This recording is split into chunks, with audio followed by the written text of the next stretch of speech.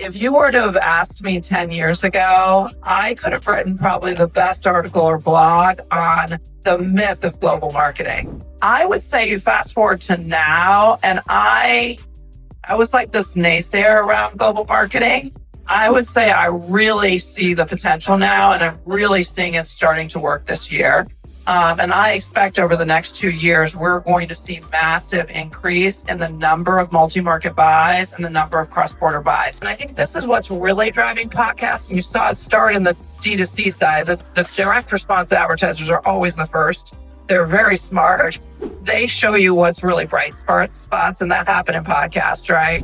I think that the celebrities and influencers in podcast, many of them have global audiences.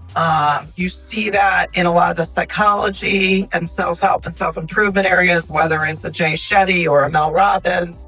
You see it in all, a Jason Bateman and Will Arnett, like all these superstars, right? So you have a lot of global, or think about a New York Times, like people consume that content all over the world. So, I think that brands now are increasingly understanding that they can do these activations, these brand engagement, influencer activations, and they can follow the audiences of that talent. And I think as a result, this year we sort of saw two flavors at the beginning, especially US brands, but we're seeing it clearly in Europe, maybe even ahead of the US, just because cross-border buying there, I think is just more normal and understood than here. But I really feel like we're seeing it in two areas. One is obviously on the global host-read side. I think particularly with dynamic ad insertion, buyers don't have to buy every market like on the baked-in side. They can pick and choose the 12 markets that they care about, right? And make sure that they don't have waste in their media spend. And they can use that creative with authentic voices that resonate with those listeners in every market in the world, because those listeners are listening to that host and have a relationship with that host.